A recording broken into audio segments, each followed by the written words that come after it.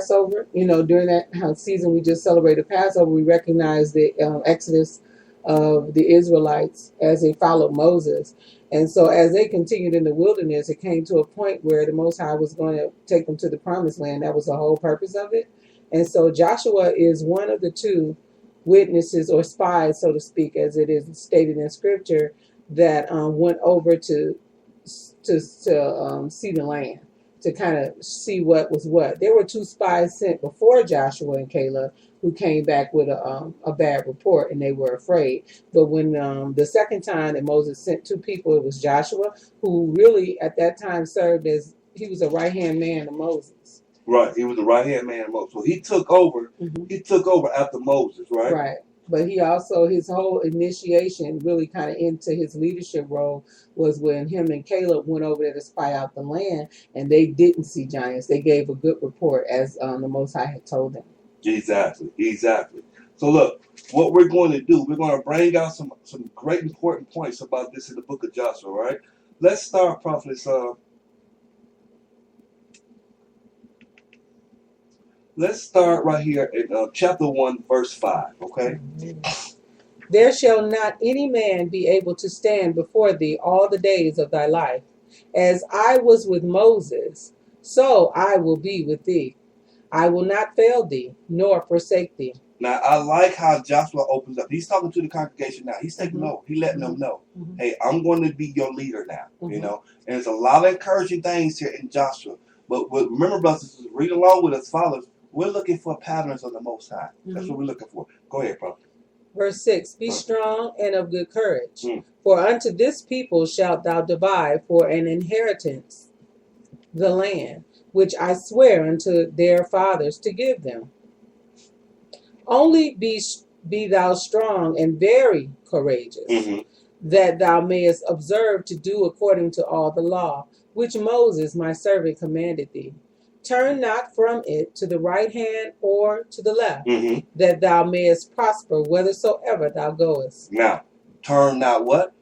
Turn not from it to the right hand or to the left hand, that thou mayest prosper whithersoever thou goest. Go ahead, read verse 8.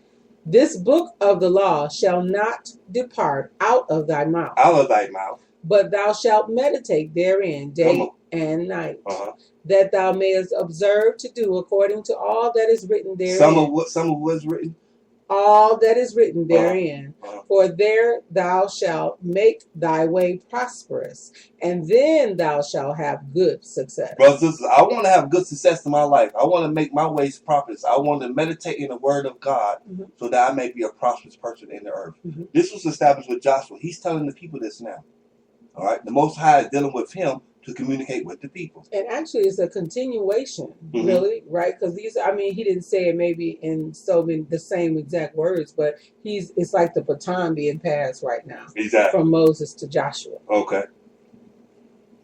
Go ahead. Verse 9. Verse 9. Have not I commanded thee? Be strong and of good courage. Be not afraid, neither be thou dismayed. For the Most High God, our power, is with thee whithersoever thou goest. Whithersoever thou goest. That's words of encouragement, brothers and sisters. Be not afraid. Okay? The Most High will take you to new heights and new faith to faith. Be not afraid. He said he will never leave you nor forsake thee. He's with us. Okay? As long as we do what? Stay on track. Turn neither to the left or the right. Stay focused. Okay? So read verse 9, prophets. Read verse 10. Then Joshua commanded the officers of the people, saying, pass through the host, and command the people, saying, prepare your victuals, for within 3 days. Within how many days? Within 3 days. Within 3 days ye shall pass over this Jordan. To go into possess the land, which the Most High God, our power, has given you to possess it. Now, stop here, prophets. I'm going to show you. This is prophecy. He is the leader now, right? He prophesied. He prophesied this. This is before the fact, right? Within 3 days, right? We're going to go over to chapter 2 and see how this prophecy comes to pass. Okay? And you know what? Chapter 2, prophets, read verse 1. And Joshua the son of Nun sent out of Shittim Out of Shittim.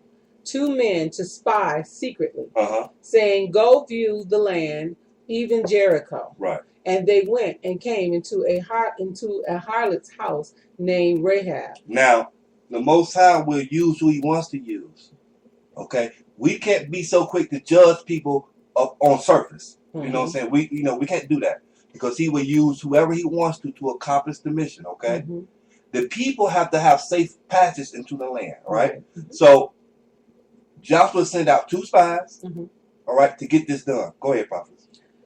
And they went and came into a harlot's house named Rahab and lodged there.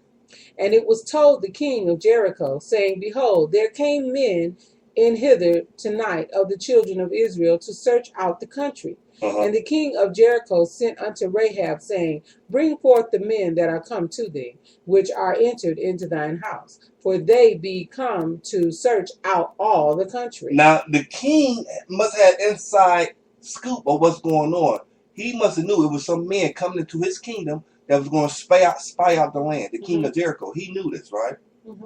And mind you now, people heard about these Israelites. Right. They look, the fame of what happened, because Egypt got messed up. Okay? So other nations heard about this. Go ahead, prophet. And the woman took the 2 men and hid them. And she hid them, right? And said thus, "There came men unto me, but I was not whence they were." Meaning I didn't know which way they went. Or, where they went. "And it came to pass about the time of shutting of the gate, when it was dark, that the men went out. Whether the men went, I would not. Pursue after them quickly, for ye shall overtake them." But she had brought them up to the roof of the house and hid them with the stalks of flax. Now I'm looking at this lady. Did the Most High put the Spirit on her to protect them? Go ahead, prophet. He did. He had to, right? Yeah. It's obvious. These things are not happenstance. Right. The Most High has already given Joshua what he would do. You know, don't look to the left or the right. Just, as he will be with him. So I don't know. I would say yes. It's written. There's no guessing here. There's no guessing. Guessing? Oh, okay, no. And she knew, like you said, the king. When you think about the king, knowing he has people that he sends out, they work for him. They do his bidding. Right. And they've been, I don't know, covenant, or how we would say back in those days, covenant to tell him all things. Exactly. So he would have known. Right. So. You start at verse 6. But she had brought them up to the roof of the house and hid them with the stalks of flax, which she had laid in order upon the roof. And the men pursued after them the way to Jordan unto the fords. And as soon as they which pursued after them were gone out, they shut the gate. So she said, you know what? They went this way, led them on to a goose chase or whatever, right? But as soon as they left out of the village, they shut the gate, all right? And they see them leave. But in the meantime, she hid the men of God on her roof up under some stalks. Okay, go ahead, prophet. And before they were laid down, she came up unto them upon the roof. And she said unto them, "I know that the Most High God hath given you the land." Now, how does she know that? How did she know this, prophet? Brothers and sisters, the Most High will reveal himself to people for your good. What the enemy will use for bad against you, he'll turn it around for good. That's just awesome, because we never know who the Most High is speaking to. Exactly. So this lady was already prepared because he knows all. He knows all, and right? The questions we ask, because of our pitiful minds, we can't even think past our nose half the time. He is already prepared and made a way. I'm letting the prophets get back on this, but I want you guys to think about this, brothers. Think about this. We know that the nation of Edom were converted into our scriptures, right? Because now they follow what so-called Judaism. They call themselves Jews, but they are not.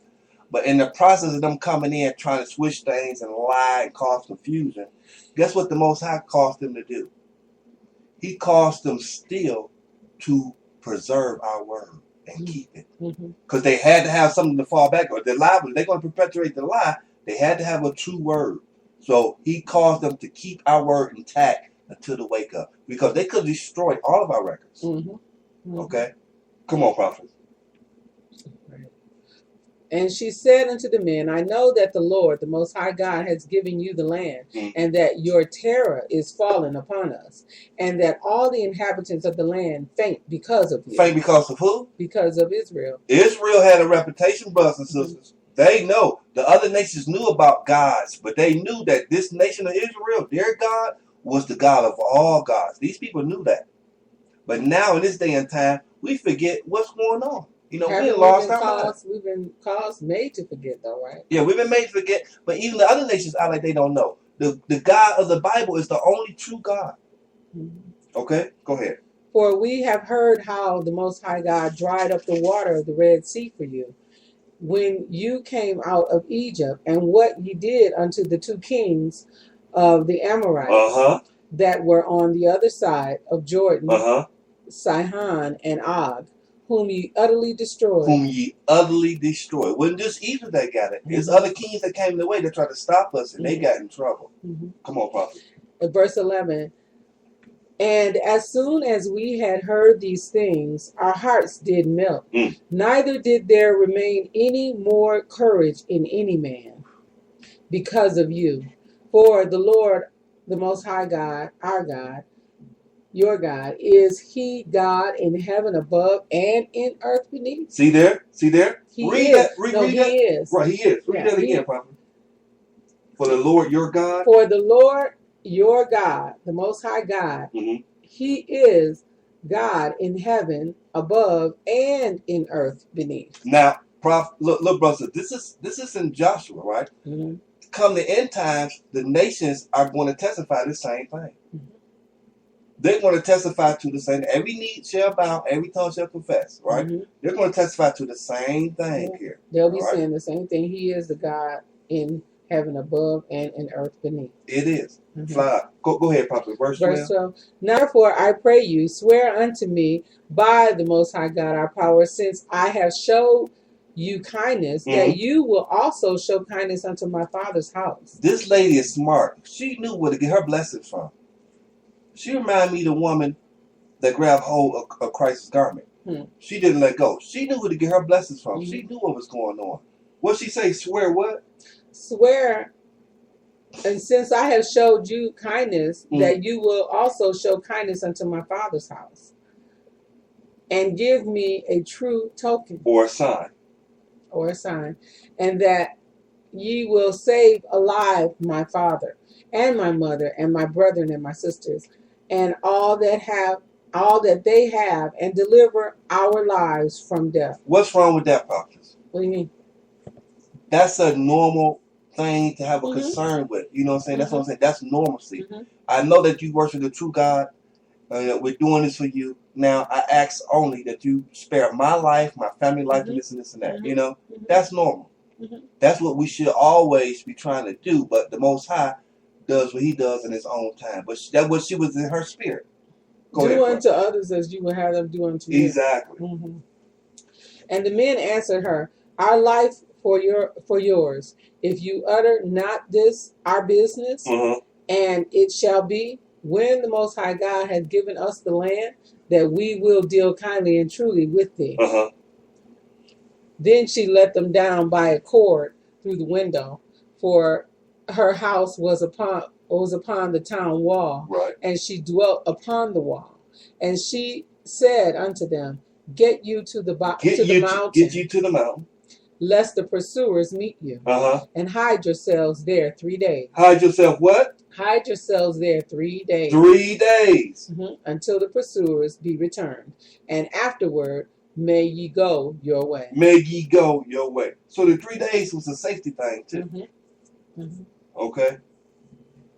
So we're just showing you a pattern of how the Most High is working in 3 days, even in the beginning here. Okay, this 3 days is real familiar. Anything else, prophets, you want to bring out with Joshua? No, just in particular what you had us read earlier. I was reading here in the first in Joshua 1, verse 11. I think that's a very key, and it'll be a key for us when we as we close out. Just looking at this pagan holiday and what it's been, how it's attempting to jab at the true holy